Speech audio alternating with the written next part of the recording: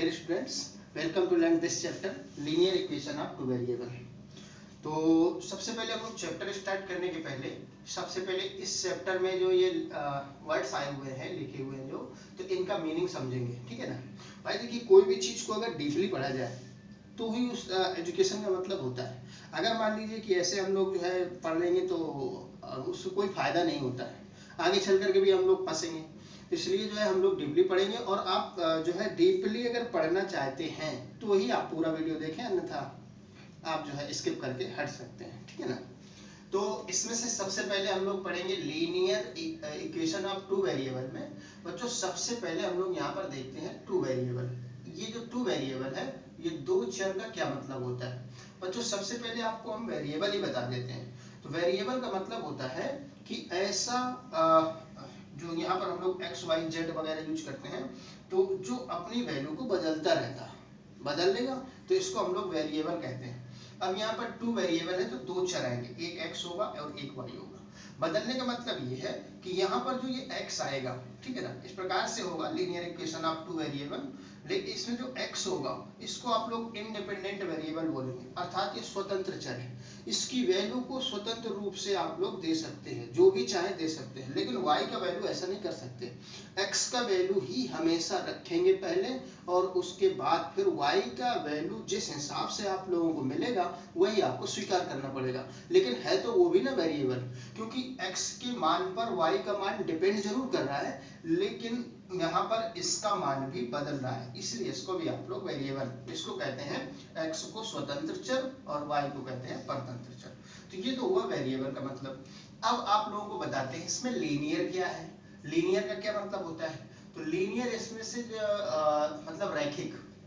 रैखिक का मतलब होता है कि जो वेरिएबल इंक्लूड होता है, जो वेरिएबल आता है, उसकी डिग्री में अगर एक है, उसकी घात एक है, तो उसको आप लोग लीनियर कहते हैं। जैसे यहाँ पर x और y की डिग्री में एक है, इसलिए लीनियर है। अब बात करते हैं ये इक्वेशन क्या होता है। इक्वेशन माने होता है समीकरण। बच्चों दो चीजें आप लोगों को पढ़ाया जाता है, आपने सुना भी होगा, समीकरण और सर्वसंख्या, अर्थात इक्वेशन एंड आइडेंटिटी। इन दोनों का मतलब होता है। तो हम केवल यहाँ समीकरण बताएंगे। तो जो इसमें से वेरिएबल आते हैं, समीकरण बता रहे हैं, तो ऐसे मैथमेटिकल स्टेटमेंट, अब ये गणितीय कथन ही है, मैथमेटिकल स्टेटमेंट ही है, और इसमें से जो ये वेरिएबल आए हुए हैं ये कुछ ही मानों के लिए संतुष्ट होंगे। ये समीकरण मतलब जीरो अगर बराबर है राष्ट्र, और x और y का कुछ ही मान ऐसा होगा कि हम लोग यहाँ पर रख देंगे तो इक्वल टू जीरो आएगा। मतलब समझ गए होंगे। जैसे एक छोटा सा एग्जांपल लेते हैं, x + 2 = 4। अब यहाँ पर देखो एक वेरिएबल है, इसमें लीनियर भी है, लीनियर सिंगल वेरिएबल का है। तो इसमें से आप लोग अगर x की वैल्यू 2 रखेंगे तो ही ये दोनों साइड इक्वल आएगा, और अगर 3, 4, 5 या और कुछ रखेंगे तो नहीं आएगा। अर्थात ये ऐसा मैथमेटिकल स्टेटमेंट है, ऐसा गणितीय कथन है जो कि चर x के एक मान केवल 2 के लिए ही सेटिस्फाई होता है। ठीक है ना। तो ऐसे को समीकरण कहते हैं। लेकिन सर्व संख्या में हर एक मान के लिए संतुष्ट होता है। ठीक है ना। तो अब हम लोग बात करते हैं इस टॉपिक में अंदर की। ठीक है ना। तो आप लोगों को बता दें कि linear equation of two variable, सबसे पहले आप लोगों को ये जो व्यापक रूप है, जनरल फॉर्म है, ax + by + c = 0 का रूप मिलेगा बच्चों। तो इसमें से ax + by + c = जो 0 है, इसमें जो ये कोएफिशिएंट्स होते हैं, गुणांक होते हैं, मतलब जैसे a और b यहाँ पर इसके कोएफिशिएंट्स हैं, तो इनमें से हमेशा एक रिलेशन रहेगा कि a² + b² = 0। आप अपने मन में दो संख्याएं लें और उनका अगर स्क्वायर करके जोड़ें और 0 ना आए तो कोई भी संख्या हो सकती है। ठीक है ना। लेकिन अगर इसका a² + b² अगर 0 आ रहा है, तो इसका मतलब ये हुआ कि आप कोई भी संख्या नहीं ढूंढ सकते, ये दोनों का मान 0 लेना पड़ेगा, तभी ये जाकर के ये वैल्यू 0 होगी। तो इसके गुणांकों में एक ये रिलेशन होता है, ये आप लोग ध्यान में रखेंगे। ठीक है ना। तो ये आगे चल करके ये कंडीशन बहुत इंपॉर्टेंट है बच्चों। आप लोगों को थोड़ा सा एक एग्जांपल के तौर पर लेकर के बताते हैं कि linear equation of two variable में, जैसे हम एक छोटा सा एग्जांपल लें, x + y = 2। अब ये लीनियर भी है, यानी रैखिक है, और एक घात लगी है, टू वेरिएबल भी हैं। तो इसमें से हम लोग चर्चा करते हैं पहले कि वैल्यू हम लोग कैसे रखते हैं, कैसे निकालते हैं। तो आपको मालूम है कि एक ये होता है, इसको रियल लाइन कहते हैं। यानी रियल लाइन का मतलब होता है कि इसमें सारे के सभी रियल नंबर्स होते हैं, मतलब 0 1 2 3 और इसके बाद -1 -2 -3 -4 वगैरह इस तरह से।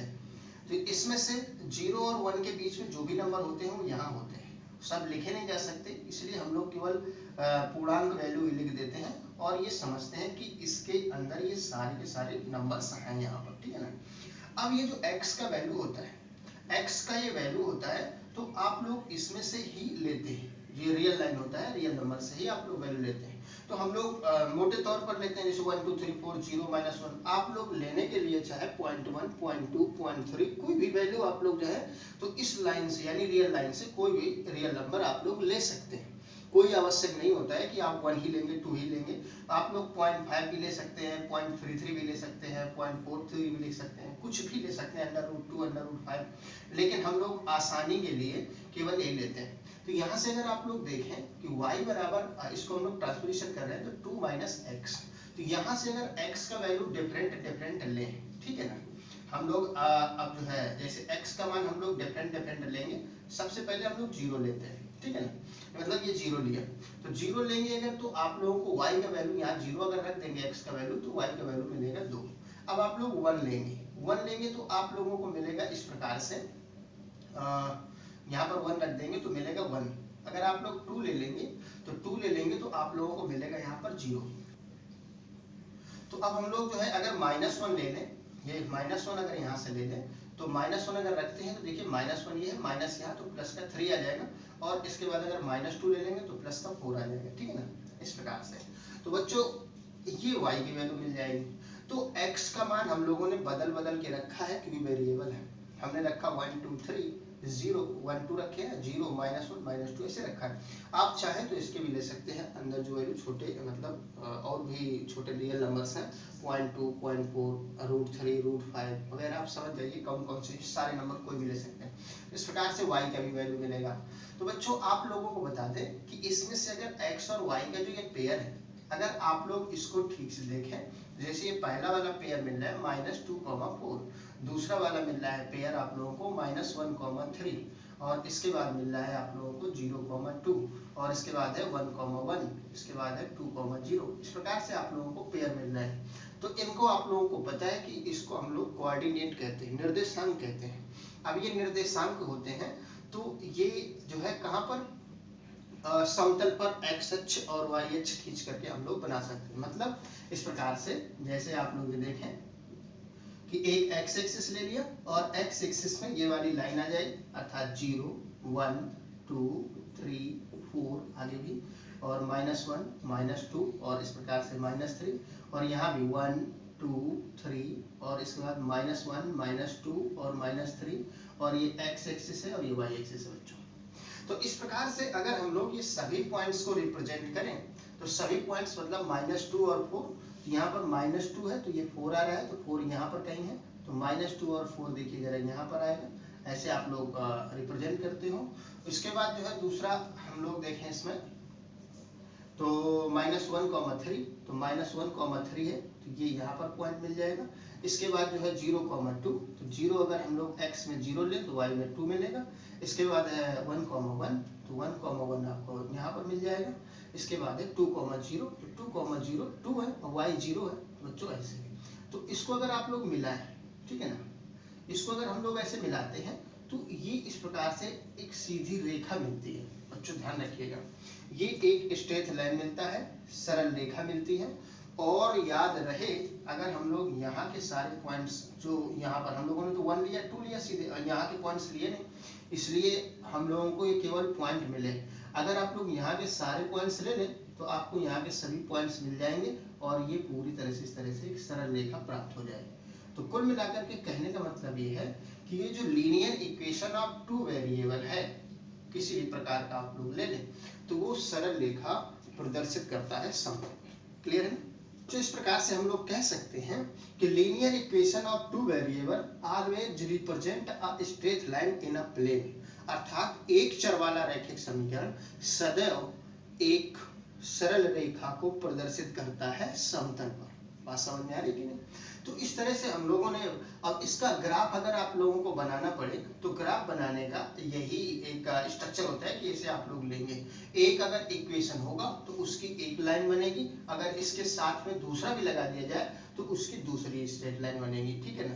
तो इस प्रकार से आप लोगों को एक काम करना है ग्राफ अगर बनाने के लिए, लेकिन ये चीज इंपॉर्टेंट है, इसको आप लोगों को ध्यान रख लेना। अब हम लोगों ने अभी तक किया क्या है कि एक इक्वेशन लिया है, अब हम आप लोगों के सामने दो इक्वेशन रखते हैं, ठीक है ना। कुछ इस प्रकार से हम लोगों ने ये जो लिए हैं दो, यानी कि let two equation of linear equation of two variable, मतलब ये हम लोगों ने इसका जो मीनिंग है वो ये है कि माना दो जो है समीकरण, एक चर वाले रैखिक समीकरण, दो चरों वाले रैखिक समीकरण हम लोगों ने यहाँ पर ले लिए, ठीक है ना। इसका मतलब ये है। तो बच्चों इसमें से देखिए जरा a1 और b1 का square, a1 square plus b1 square does not equal to 0। क्यों 0 नहीं है? तो आपको बताया गया है कि अगर ये दोनों 0 अगर आ जाता है तो a और b दोनों 0 हो जाएंगे, और a और b अगर दोनों 0 हो तो फिर c1 बराबर 0 बचेगा, तो c1 को फिर 0 होना ही पड़ेगा, इसलिए ये 0 नहीं होगा। इसी प्रकार से ये भी। तो बच्चों आप लोगों को भी बताया गया है कि linear equation of two variable always represent straight line in a plane, अर्थात समतल पर एक सरल रेखा को रिप्रेजेंट करता है। तो अब आपके सामने दो इक्वेशन है, तो बताइए दो linear equation of two variable कितनी स्ट्रेट लाइन बनाएंगे? दो। तो जब भी बात आती है दो स्ट्रेट लाइन की, तो दो सरल रेखाएं अगर बनाते हैं तो दो सरल रेखाएं समतल पर कैसे कैसे हो सकती हैं, ये भी तो सोचने वाली बात है। अब आप ही लोग सोचिए जरा कि अगर दो सरल रेखाएं, दो लाइनें बनाने के लिए आप लोगों से कहा जाए तो आप कैसे कैसे बना सकते हो? तो दो लाइनें बनाने के लिए आप लोग सबसे पहले कह सकते हो कि एक स्ट्रेट लाइन ऐसे बना देंगे, और एक चाहे जैसे भी आप लोग इसको भी किसी भी हिसाब से बना दें, मतलब इस प्रकार से एक बना सकते हैं दो स्ट्रेट लाइन। ये माना कि पहली वाली लाइन है और ये दूसरी वाली लाइन है। अब इसके बाद दूसरा इसका कंडीशन ये हो सकता है कि एक लाइन इस प्रकार से बना दें और दूसरी लाइन हम लोग इस प्रकार से बना दें, ठीक है ना। इसके बाद तीसरी कंडीशन जो है, तीसरी कंडीशन में आप लोग जो है एक सरल रेखा तो बना दें, लेकिन आप कह दें कि यही वाली पहली भी है और यही दूसरी है, अर्थात दोनों लाइनें यही है। भाई एक इक्वेशन एक सरल रेखा को बताएगा, तो दो लीनियर इक्वेशन दो सरल रेखाओं को बताएंगे, तीन लीनियर इक्वेशन तीन सरल रेखाओं के बनाएंगे, और तो इस तरह से चार होंगे तो चार को बताएंगे। तो दो अगर आप लोगों से खींचने के लिए कहा जाए तो आप लोग इस प्रकार से खींच सकते हो। और इसके अलावा और कोई भी आप लोग सोचो तो बताओ, इसके अलावा और कोई आप सोच भी नहीं सकते हो, क्योंकि अगर काटने वाली होंगी तो इस तरह से बन जाएगा, समांतर होंगी तो इस तरह से बन जाएगा, और इसको कहते हैं समपाती अर्थात कॉन्सिस्टेंट। मतलब ये जो है एक रेखा है, ये दूसरी रेखा है, तो इनको हम लोग कहते हैं इंटरसेक्टिंग लाइन अर्थात प्रच्छेदी रेखाएं हैं, इनको कहते हैं समांतर रेखाएं अर्थात पैरेलल लाइंस, और ये है कॉन्सिस्टेंट रेखाएं अर्थात समपाती हैं, ठीक है ना, कॉन्साइड कर रही है दोनों लाइन। तो बच्चों इसमें से देखिए जरा, ये जब एक जगह काटती है, ठीक है ना, एक बिंदु पर काटती है, और ये दोनों आपस में अगर इन्फिनिटली मेनी तक बढ़ाएंगे हम लोग, इसको उधर बढ़ाए चाहे इधर बढ़ाए, ये कहीं नहीं काटेंगे, लेकिन माना ऐसा जाता है कि अनंत पर काटती है, ध्यान रखिएगा इस पॉइंट। और इसके बाद ये तो हर पॉइंट पर काटती है, क्योंकि अगर मान लीजिए जैसे ये है एक बिंदु है तो यही दूसरे का भी पॉइंट है, तो हर बिंदु पर ये लाइन काटती है, ठीक है ना। तो इनके लिए इसमें से एक कंडीशन होती है बच्चों, ठीक है ना। बाकी जब हम लोग एक्सरसाइज करेंगे तो इसका अभ्यास तो हो ही जाएगा। तो ये दोनों लाइनें भाई अगर इक्वेशन लिखे हैं, जैसे आप लोगों के सामने लिखे x + y = 4 और x - y = 2, अब ये दो इक्वेशन लिख लिए, तो अब आपको इक्वेशन से तो पता चलेगा नहीं, आपको तो ग्राफ बनाना पड़ेगा, और ग्राफ अगर बनाएंगे तभी आप लोग बता सकते हैं कि कैसी लाइन है। लेकिन इनके जो गुणांक है x और y के जो कोएफिशिएंट्स हैं, गुणांक है और अचर पद हैं, इनमें से हम लोग जो है एक कंडीशन आपको बताने जा रहे हैं, जो कि हम लोग एक्सरसाइज सॉल्व करेंगे तो वहां भी जरूरत होगी, और ये फार्मूला का रूप ही है। बात समझ में आ रही है कि नहीं? आगे फार्मूला की तरह इसको यूज करेंगे। तो इनके जो गुणांक और अचर पद हैं उनमें एक शर्त होती है, इंटरसेक्टिंग लाइन अर्थात प्रच्छेदी रेखाएं हैं, तो a1/a2 = b1/b2 does not equal to. तो इसमें से आप लोग लिख सकते हैं कि ये मतलब एक निश्चित बिंदु पर काटें, अर्थात ये जो बिंदु होता है, ये जो कटता है, ये दोनों सरल रेखाओं का एक कॉमन पॉइंट होता है, एक ही मान होगा दोनों का, मतलब इस लाइन का भी वही और इसका भी वही, अर्थात x और y का दोनों वैल्यू वही होगा।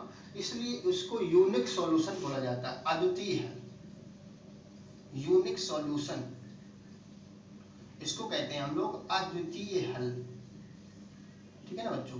तो आप लोगों से सवाल में पूछा जाएगा कि बताइए जरा, ये हम लोग लाइन दो समीकरण दे देगा और कहेगा बताओ अद्वितीय हल है कि नहीं, तो आप लोग इस तरह से चेक कर देंगे। अगर अद्वितीय हल होगा तो ऐसा नहीं आएगा, पहले आप लोग यहाँ से तुलना करा के a1/a2 और b1/b2 ऐसे करेंगे और दोनों की वैल्यू बराबर नहीं आएगी, अद्वितीय हल होगा। ठीक है ना, अर्थात कुल मिलाकर के एक ही बिंदु पर प्रच्छेद करेंगे, एक ही जगह काटेंगे। तो आप लोग इसको चेक करके बता सकते हो कि दोनों सरल रेखा एक बिंदु पर काट दें। ठीक है ना। इसके बाद दूसरा होता है ये पैरेलल है, तो पैरेलल के लिए होता है a1/a2 का वैल्यू b1/b2 के इक्वल आता है, लेकिन does not equal to c1/c2। ठीक है ना, यहाँ हो भी सकता है, यहाँ पर c1/c2 हो भी सकता है और नहीं भी हो सकता, कोई मतलब नहीं है इससे। ठीक है ना, तो ये लेकिन a1/a2 बराबर b1/b2 ये, तो यहाँ पर रेखाएं समांतर होंगी। ठीक है ना, यहाँ पर प्रच्छेदी है लेकिन यहाँ पर इंटरसेक्टिंग लाइन है, लेकिन यहाँ पर समांतर है, पैरेलल है। ठीक है ना, तो ये समांतर रेखाएं, समांतर रेखाएं अर्थात पैरेलल लाइंस होंगी। और पैरेलल लाइंस में आप लोगों को पता है कि कोई भी सॉल्यूशन नहीं होता है, अर्थात ये काटेंगे नहीं, काटती हैं तो ही उसका सॉल्यूशन मिलता है। अब यहाँ पर ये काटेंगे ही नहीं तो सॉल्यूशन है ही नहीं है, तो यहाँ पर आप लोग लिखेंगे नो सॉल्यूशन। ठीक है ना, पैरेलल लाइंस है और इसमें से आप लोग लिखेंगे नो सॉल्यूशन, अर्थात कोई हल नहीं। ठीक है ना, तो अगर ये कंडीशन है तो आप लोगों को जैसे दो linear equation of two variable दे दे तो आप लोगों से भाई सॉल्यूशन है कि नहीं, तो आप लोग a1a2 b1b2 c1 c2 की वैल्यू निकाल के इस प्रकार से चेक करें, तो अगर ऐसा आता है तो उसका कोई हल नहीं। अब इसके बाद तीसरा होता है अनंत हल, अर्थात इन्फिनिटली मैनी सॉल्यूशन। आपको बताइए हर एक पॉइंट पर काटती है, स्ट्रेट लाइन पर इन्फिनिटली मैनी पॉइंट्स होते हैं, इसलिए इसके इन्फिनिटली मैनी सॉल्यूशंस होंगे। अर्थात ये हो जाएगा a1/a2 b1/b2 बराबर c1/c2। अब इस प्रकार से मतलब इसके जो है इन्फिनिटली मैनी सॉल्यूशन अर्थात अनंत हल, इन्फिनिटली मैनी सॉल्यूशन आप लोग लिख सकते हैं इसके अनंत हल है। ठीक है ना, तो इस प्रकार से हम लोगों ने ये पढ़ा है। तो बच्चों ये आप लोगों को मतलब क्वेश्चन आप लोगों को ये करना पड़ेगा और ये जो है एक्सरसाइज में भी है, तो इस तरह से आप लोगों को ये पहले चीजें लर्न कर लेना चाहिए, लिख लेना चाहिए सब। अगर एक हल होगा तो ये कंडीशन और इसके बाद दूसरा अगर मान लीजिए कि उसके कोई भी हल नहीं है, समांतर रेखाएं होंगी, और इसके बाद जो है ये। तो बच्चों आप लोगों ने अभी तक कितना सीखा उसको हम लोग जो है एक दो शब्दों में और आप लोगों से पूछते हैं। तो बताइए अगर दो सरल रेखाएं हैं अर्थात दो इक्वेशन है, अगर वो एक दूसरे को केवल एक बिंदु पर काटते हैं तो आप लोग उसको क्या कहोगे? आप लोग कहेंगे एक हल रखता है, यानी एक सॉल्यूशन है। और एक सॉल्यूशन है तो आप कैसे चेक करोगे? ये कंडीशन है a1/a2 does not equal to b1/b2। Clear? अर्थात ये जो है प्रच्छेदी रेखाएं। ठीक है ना, तो इसके बाद अगर आप लोगों से पूछा जाए कि अगर मान लीजिए कि जैसे दो रेखाएं हैं, पैरेलल है, समांतर है, तो आप लोग कहोगे अगर समांतर है तो कहीं काटेंगे नहीं, तो उसका कोई भी सॉल्यूशन नहीं है, देयर एग्जिस्ट नो सॉल्यूशन। और उसमें से कंडीशन क्या है? ये कंडीशन है। ठीक है ना, समांतर रेखाएं। और इसके बाद अगर अनंत सॉल्यूशन होंगे तो क्या होगी? एक रेखा है, एक सरल रेखा स्ट्रेट लाइन, उसी के ऊपर दूसरी स्ट्रेट लाइन भी होगी, तो फिर वो जो है एक इन्फिनिटली मेनी सॉल्यूशन रखता है। ये फार्मूला है। तो बच्चों इतना पढ़ लेने के बाद अब आप लोगों को एक बहुत ही इंपॉर्टेंट चीज बताते हैं। आपको पता है कितना हम लोगों ने सीखा कि अगर मान लीजिए कोई भी linear equation of two variable, एक चर वाला रैखिक समीकरण है, तो सबसे पहले तो उसका ग्राफ बनेगा और ग्राफ सरल रेखा होगी। अगर दो है तो दो सरल रेखाएं बनेंगी और दो सरल रेखाएं इतने प्रकार से हो सकती हैं समतल पे। ठीक है ना, अब देखिए जरा, जैसे हम आप लोग बताते हैं जब ग्राफ बनाए, जैसे मान लीजिए कि हम लोगों को ये दो सरल रेखाएं दी गई हैं, मतलब अब इसको हम सरल रेखा ही बोल सकते हैं। मान लीजिए दो इक्वेशन इस प्रकार से दिए गए हैं, तो दो सरल रेखाएं बनेंगी, इनके तीन कंडीशंस हैं। तो इसमें से होता क्या है कि जब मान लीजिए कि ये जब दोनों सरल रेखाएं एक दूसरे को प्रच्छेद करती हैं, अर्थात एक अद्वितीय हल होता है, तब उस समय इसके ग्राफ को सुसंगत कहा जाता है, अर्थात कॉन्सिडेंट।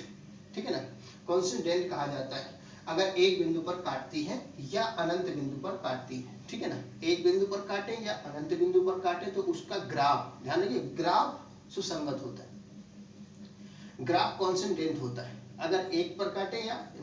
और ये जो होती है ये रेखा है, तो दोनों चूंकि क्या है, कॉन्सिडेंट है, इसलिए दोनों कि हर एक पॉइंट पर कटती हैं, इसलिए अर्थात तो काटने वाली रेखाएं जो होती हैं उनका ग्राफ सुसंगत होता है, ठीक है ना, ग्राफ सुसंगत होता है। अब इसके बाद जो कहीं नहीं काटती है उसका ग्राफ असंगत होता है, अर्थात इनकॉन्सिस्टेंट होता है, ठीक है ना। तो इस प्रकार से हम लोगों को कभी कभी ग्राफ में भी जब हम लोग सवाल लगाएंगे तो कभी कभी ग्राफ में भी बताना, तो ग्राफ इसका सुसंगत होगा कि नहीं होगा, तो आप इन कंडीशन के अनुसार बता सकते हैं। एक हल होगा ग्राफ सुसंगत, कोई हल नहीं होगा इसका ग्राफ असंगत है। अगर इनफिनिटली वेरी सोल्यूशन अनंत हल है तो भी ग्राफ सुसंगत है, कॉन्सिस्टेंट है और इसमें इनकॉन्सिस्टेंट है, ठीक है ना। तो इस प्रकार से हमने आज के वीडियो में पढ़ा। तो आज के वीडियो में बस इतना ही, मिलते हैं नेक्स्ट वीडियो में और इस एनसीईआरटी का पहला जो एक्सरसाइज है 3.1 उसके सोल्यूशन के साथ। तब तक के लिए take care, thanks for watching.